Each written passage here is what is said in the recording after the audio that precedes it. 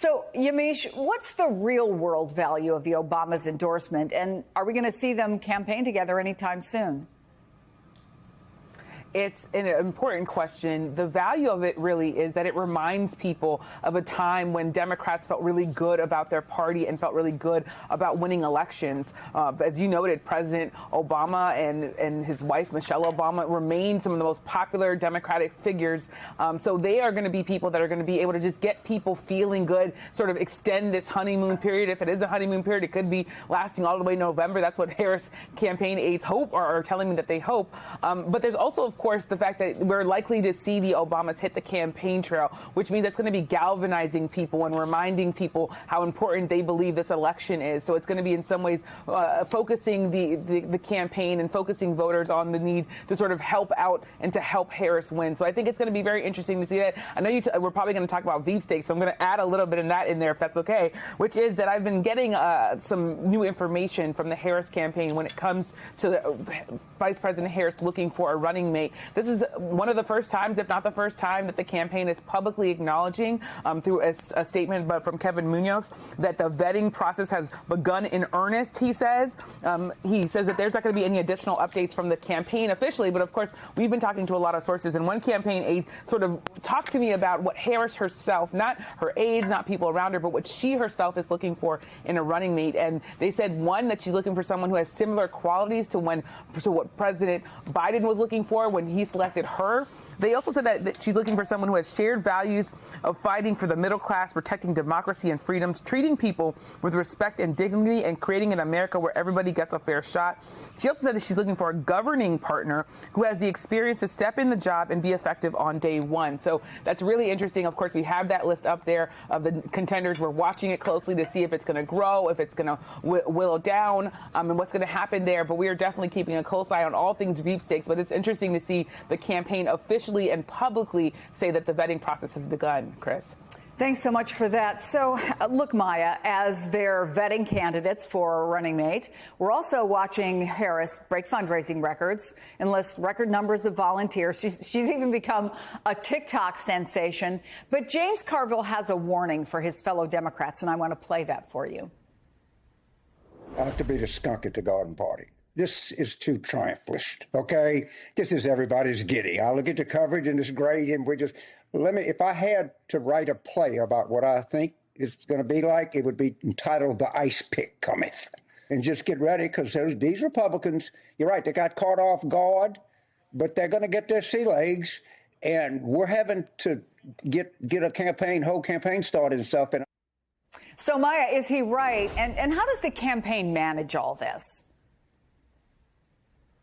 I mean, he's definitely right in that, we are anticipating that Republicans are going to come after Kamala Harris. I do not think he's right at all with the idea that the enthusiasm that we're seeing right now is something that needs to be tempered or damped down. In fact, I think that this is part of, and we're already seeing it, it's part of the campaign strategy. What they're doing is taking advantage of this incredible enthusiasm and translating it into volunteers and organizing. Enthusiasm is organizing. And so this idea that sort of you put excited volunteers on the ground over here and sort of a campaign strategy over here, if you can't put your hands together, you're not understanding how a Democratic campaign needs to be run.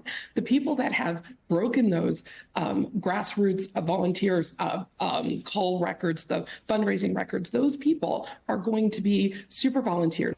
They're going to be the ones going to the events and not just even that, talking to their families and their communities. The way Kamala Harris is going to win this is by people calling the people that they trust, that trust them, and saying, hey, this disinformation that we know is coming from the Republicans, that's wrong. Let me tell you what I know. That's how this campaign is going to be successful. And that is entirely dependent on the enthusiasm that we're seeing right now. So I think we take that enthusiasm and we run with it. We do not tell people to calm it down for 1 minute because we know that the Republican response is going to come. These are going to be the people that are going to stand in front and make sure that that message keeps getting out and extends this. So it isn't just a honeymoon period, and it does get all the way to November. So there's always, as you know well, Matthew, lots of data points, right? All these volunteers are a data point. The fundraising is a data point. Now, with a few days for people to sort of absorb it, there's a new New York Times Siena poll, and I want to take a look at that. It has Trump still leading, but only by a single point among likely voters, 2 points among registered voters nationwide. And that is, I should say, within the margin of error. It's a shift from right after last month's debate when Trump led Biden by 6 points among likely voters, 8 points among registered voters.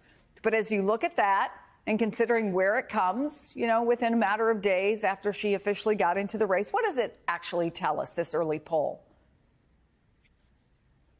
First, I want to just 100% agree with Maya on what her analysis just was. I think James Carville is totally wrong. I mean, I think the Harris campaign expects the Republicans to come at them, but the enthusiasm is actually what America wants right now. There's this hunger, this incredible hunger through the struggle of the last 4 years and the darkness of the last 4 years and the sort of pain of the last 4 years and the cruelty of what the Trump and the GOP have done, that there's this idea of like, let's get out there and celebrate and challenge and move and have fun and finally get past this holding the hill and let's take it to the battlefield. So I think that enthusiasm is key to her victory in the course of this. And I would advise James Carville and all white political operative, old white political operatives to trust the Harris campaign, the savvy and the smartness of the campaign. And if I was advising James Carville to spend time, I would tell him to spend time to convince other old white guys to vote for Kamala Harris in the course of this. Now, on your poll numbers, I actually think that we have not yet fully captured what's happened in this race. I think my belief is we're going to quickly see Vice President Harris ahead in the national polls in this. There's been 2 polls out of New Hampshire and Maine that show her now up 7 or 8 points. Those races were tied a month ago in those states. And in that New York Times poll, what we see happens in polling and when there's movement in a race and sudden change, what happens first is enthusiasm first is changed. We've seen that in all of the metrics you mentioned. Then what changes is favorability numbers of a candidate when they emerge in the course of this. And in that New York Times poll, Kamala Harris has moved from a negative 19 net favorability, negative 19 to negative 3. So a 16-point shift to the positive in 2 weeks. That's an amazing thing. And as that happens, as enthusiasm moves to favorability moves, then the ballot numbers move. And so I think one thing your viewers should keep in mind is the high point, the person that exhibited the honeymoon in this race was Donald Trump and what happened with the convention, the VP pick, and then the attempted assassination. That's his high point. So if I were the Trump folks, I'd be really concerned at his high point in this race. He's 1 point ahead. That's the high point in this race in the midst of a honeymoon that Donald Trump had. And so I think there's lots of battles to be fought. This is going to be an electoral college race. But I, for one, see the shift in this race as tremendously fundamental. And over the course of the next few days and weeks, we're going to really capture how much it has fundamentally changed. And Eugene, we are where we are, of course, because of a debate. So let's talk a possible future debate. As you know, Donald Trump had said yes, and then he said he didn't really trust or he wasn't thrilled, at least, with ABC. That was after he had agreed to the September date. Now he wants to wait until Kamala Harris is officially the nominee. What are you hearing? What's the buzz? Is there going to be a debate? You know, no one knows because so much of the way that the Trump campaign and even Republicans operate is kind of at the whim of Donald Trump, right? If he wakes up one day and he wants to debate, he'll say it, and that will be the message. If he wakes up and doesn't, then that will also be the message. I will say, you know, the Harris campaign. It's weird to say the Harris campaign. I will say it's been a few days. What used to be the Biden campaign, but the Harris campaign. You know, what she said when she said, "I'm ready, let's go." That is the feeling they have. They want to put these two people on stage and have the American people have have them have it out and understand the big differences, because it's very hard to find two humans that think about and represent different things of this country than Vice President Kamala Harris and Donald Trump, right? And just a week and a half ago, we were talking about having, two older white men on stage running in this race, a race that was a redo of 2020, and the fundamentals, it seems, have changed, right? Like, it opens up an entirely different electorate for Vice President Harris, her team feels. Maybe there are different states that she doesn't just have to focus on, the blue wall, the Michigan, Wisconsin, and Pennsylvania.